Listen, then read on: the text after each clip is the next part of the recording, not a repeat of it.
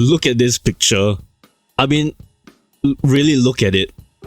This is the face of my most well-received Game Jam submission to date. Unbelievable! Want to know what I did differently this time? I didn't take it seriously. In fact, I probably wrote in the description that I spent more time adding memes than actual content. This wasn't a polished, well-balanced, genre-defining masterpiece. It was a goofy-ass fish game. You sell fish to other fish as a fish with legs. It's like one of those absurd games someone cobbles together in a week and somehow it goes viral, while another dev team is still rendering their 7th hyper-realistic brick texture in Unreal Engine. Here's the weird part. This didn't just exist. It ranked. Out of over 500 entries, it placed 84th overall, 34th in fishiness, whatever that means, and cracked the top 100 in fun and creativity. Meanwhile, my serious game with months of development overshadowed Gotten. But I'm not alone in this. There are countless examples in the creative world where the things someone didn't take seriously ended up connecting the most. The reality is, what you make and what people connect with don't always line up. So in this video, I want to reflect on that. On that one time I let go of perfection, embraced chaos, and made something just for the hell of it. And how ironically, that was the thing that stood out. Because maybe, just maybe, the cruel truth is that the only thing that's truly real is what the player feels. Hi, my name's Nathaniel, aka Unscripted Logic, and this is episode 2 of Post-Mortem.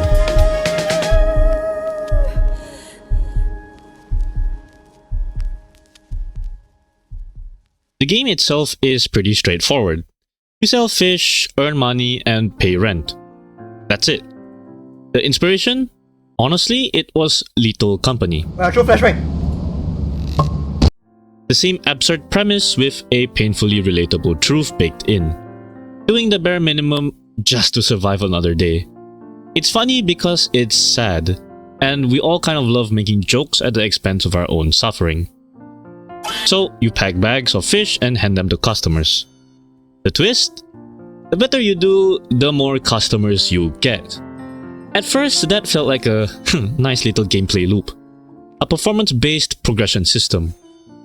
But as I dug into it, something weird happened. I saw myself in it. The more work you do, well, the more work you get. And the only reward for doing a good job is, well, you guessed it, more jobs. Eventually, your store gets swarmed. You start slipping up. Customers wait too long. They leave. When they do, they rate your store, and your overall rating drops. That affects how many customers you get the next round. It does mean less stress though, but on the other hand, you get less money. Eventually, you get so little money you can't pay rent and the game is over. So I asked, half as a joke, what if they didn't leave? What if somehow these angry customers just never made it to the review stage? That's where the real twist comes in. You can throw plastic bags at them so hard, they die. Just ragdoll. Now here's where things get accidentally interesting. Players started developing strategies. Some immediately killed the customers right after taking their money to prevent bad reviews. Some eliminated the picky ones just so that they can focus on the easier orders. But again, I didn't plan any of that. I just wanted to play around with ragdolls because who doesn't love a good ragdoll? But weirdly, that became the heart of the game.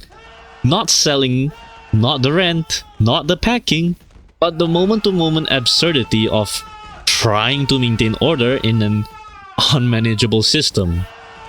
And that's the real takeaway here.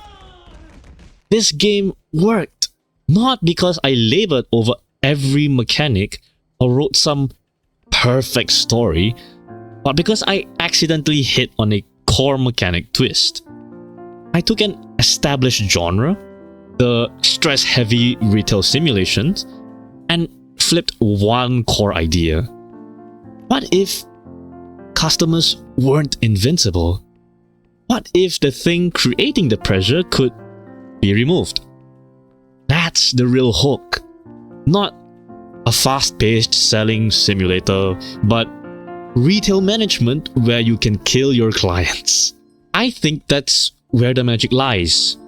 In not trying so hard to be clever, and instead letting a dumb idea breathe long enough to evolve into something fun.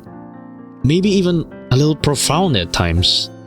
That's the essence of what I'm calling harnessing unhingedness. Somewhere between the memes and meaning, between the chaos and clarity, a game was born. So, what did I learn from all of this?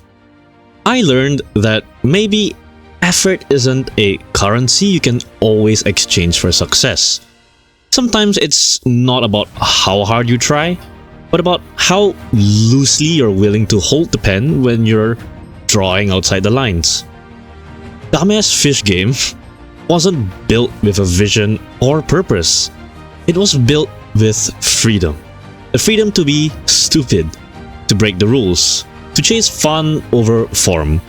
And somehow that freedom gave it more life than some of the projects I bled over.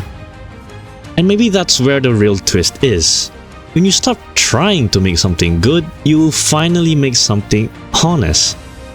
We like to think that the more time we spend, the more effort we pour, the more worthy the outcome becomes. But creativity isn't always that linear. Sometimes the messiest ideas, the ones you nearly throw away, have the most potential to connect. Because they are raw. They're unfiltered, and because they're you. Unhinged. So no, this isn't me telling you to stop trying, but it's me telling you maybe give yourself permission to try differently. Let go a little. Let loose a little. You don't need to prove anything. You don't need to make the next best thing. You just make something you actually want to play. Make something that makes you laugh, something that surprises even you. And maybe, just maybe, that's the thing people end up loving.